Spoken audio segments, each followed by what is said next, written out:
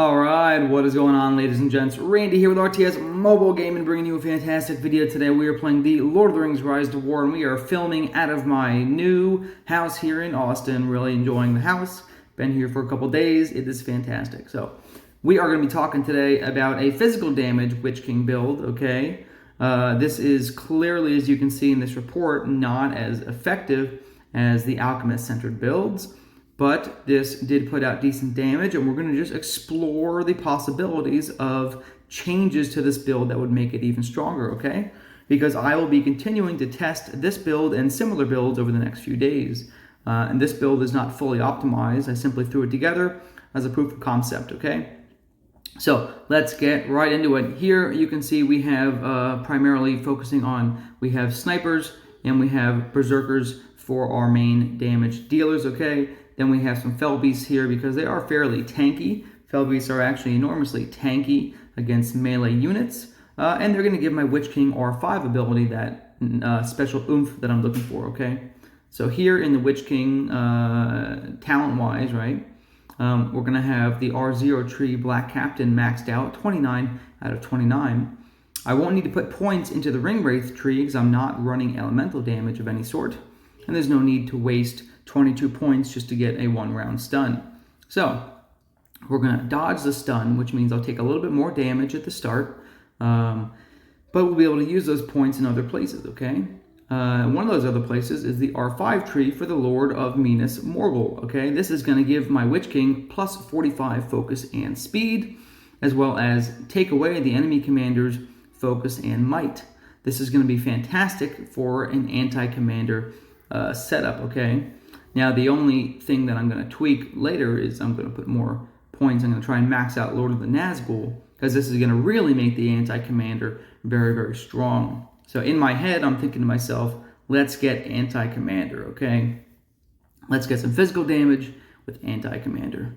The other skill that we have really enjoyed here in the R5 tree is Chaotic Retreat. This gives the enemy units minus 35 defense. This is about a 10 to 12% damage bump for your troops. So it's a decent ability, especially versus these dwarves with high defense targets, okay? And then the last R5 ability is Dishearten. This is very nice. It's going to reduce the enemy damage dealt by 21%. So this, combined with Morgul Commander, is going to basically reduce the enemy damage by 21%, reduce the damage I receive by 14%, so it's almost like a 35% damage mitigation. And those aren't quite additive, but just for the conversation, roughly a 35% combined mitigation on damage output, okay? So the changes I would make, I would probably drop points from Chaotic Retreat and do my best to maximize Lord of the Nazgul, get that 15 out of 15 in order to reduce enemy commander damage by 30%, okay? These are changes I'm going to make to the build, right? This is the first test of the build. These are the changes I'm going to make after testing it. This is going to be minus 30% damage.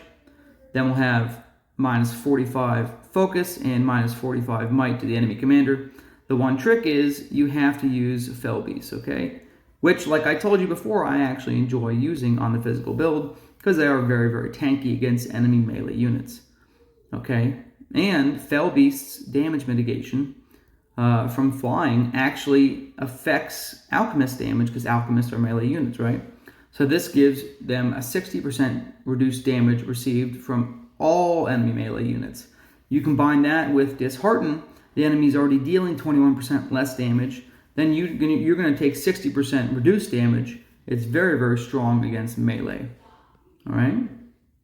The one weakness is, of course, because of their low defense, they are weak to enemy commander damage, which is where your enemy commander mitigation comes in. All right. Now, as far as how this build actually performed, let's take a quick look. So damage-wise, you can see the enemy Aragorn did the bulk of the damage. It is a damage-built Aragorn here, okay, running very tanky dwarven units, okay. So let's just jump down in there. Okay. My damage output, very evenly split between the snipers and the berserkers. The snipers and the berserkers have fairly even damage, although my gear, I didn't talk about the gear, did I? My gear for Witch King is not optimized for this build. Dang it, come on. The gear is not optimized for this build. The gear I'm currently running is giving bonuses to my melee units, but not to my snipers. I'm currently running a Cutlass, which is +3 attack to melee and 9% melee damage. Then I'm running a Scale Mail, which is melee defense and melee reduced damage received, okay? Then we're running Berserker's Gaze, which is actually going to be strong for these units. It's going to give my snipers the ability to be anti-stun, but it's not going to give my Berserkers because they already have anti-stun. And then Orthank's Devilry.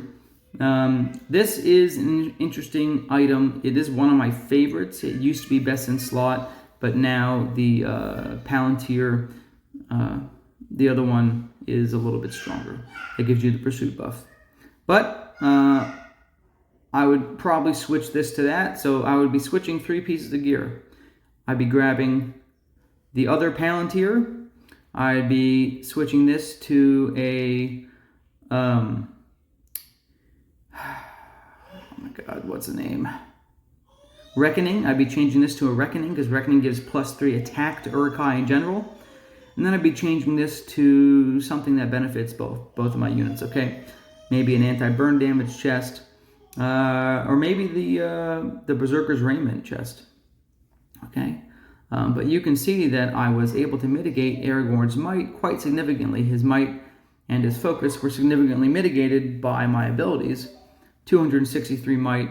Aragorn really didn't get a whole lot done. And yes, his gear is not quite as strong as my gear. He has a decent weapon on, especially with that cleave ability. This is very strong for Aragorn. But his gear is not quite as strong as Witch King's, okay? So just keep that in mind. Into the actual report itself, let's take a look. So, knowing that there's 3 things I need to optimize on my gear set and a couple changes on the skill set. Oh yeah, here we go. Check this out. Here's that stat reduction. Here's the defense reduction on the enemies. Look at that. Here's Dishearten. Oh, this is such a nice little window of death for the enemy. Oh my goodness. But yeah, keeping in mind that I have a lot of changes I'm going to make, and I am fighting against a free-to-play Aragorn. Just keep in mind that both of these builds on either side of this fight could be improved, okay? So this is nice. You're going to get to see max damage rolls from all of my units. All of my units will have max damage rolls in this particular round. So you're going to get to see what the maximum damage output is with this gear, okay? All right. So here comes the Berserkers, guys. I have 3129 Berserkers remaining. I just hit the Ram Riders for 18,000 damage. I did not trigger a double strike. Unfortunately, this would have been much more damage output there. That's okay. Here we have the snipers. Even though the same number of snipers, they're going to be dealing a little bit lower damage because they don't have the 9% damage bonus or the +3 damage from the weapon. Okay? So just keep that in mind. But here's the snipers putting out whatever, 26,000 damage there. Not too bad. Okay? The Fellbeasts aren't really here to deal damage. They're here to soak damage and here to apply some debuffs that need to be purged, right? That way they can kind of shield my Disheartened debuff from getting cleansed. So this Vile Stench is a debuff that needs to be purged. Okay. And check it out. Ram Riders, almost 1,300 Ram Riders just hit my Fellbeast for 722 damage. That's crazy. Isn't that crazy? That's so much damage mitigation, guys. 1,300 Ram Riders, 50 per command. That's the same as 2,600 infantry. Just hit my Fellbeast for 722. That's crazy. All right? So I'm trying to say, these Fellbeasts are super duper tanky. Here we go into round 2. Let's see the Berserkers coming in hot and heavy. Here we go, a double strike on the Iron Warriors for about 26,000 damage output there. And here comes this Snipers on the double hit on the Ram Riders. Again, max damage, 28, almost 29,000 damage, guys. So, yeah, I mean, comparing this to Alchemist builds, right? It's dealing half the damage output of the Alchemists. It's not quite hitting the same level of output as the Alchemists, but we're trying this season to move away from the Alchemist build. I am trying to I haven't even taken the Witch King out in PvP until I just wanted to test these physical builds out. But I'm doing my best to stay away from the Alchemist meta, which we created over there in Season 1. I now am trying to move into more physical builds, and I think this one could be viable for a number of reasons. Mainly the tankiness of this build compared to the Alchemists. So yeah, my units are taking some good damage from Aragorn. He's really coming in hot and heavy. He's got a good Aragorn build in here with the weapon expertise. He's really pumping out the deeps. So fortunately, I've nerfed his might into the ground and cut his damage down a good bit with my other skills. All right, I mean, that's the battle, guys. That's it. I mean, it was a good fight. It was a good fight. His units are super duper tanky, right? The Iron Warriors have 140 defense, so absolutely enormously defensive. They reduce their physical damage received by 15%, and they get bonus damage against melee, okay? But this 15% damage mitigation plus 140 defense, that is an enormous amount of damage mitigation. So, that is the video, folks. Thank you for watching. Keep in mind the changes I'll be making next time I test this build. I will be changing this to a, oh my god, what's the name? The Reckoning, to get +3 attack to all my units. I'll be swapping this out. I'll be swapping this out. So my snipers will have a total of 5 to 6. I might even put on a Ranger Shroud. My snipers might even have close to 8 to 9 plus damage once I make these couple changes. Because I'll get 3 plus 2 plus 2, and I'll change this helmet out for another 2. So we'll have a total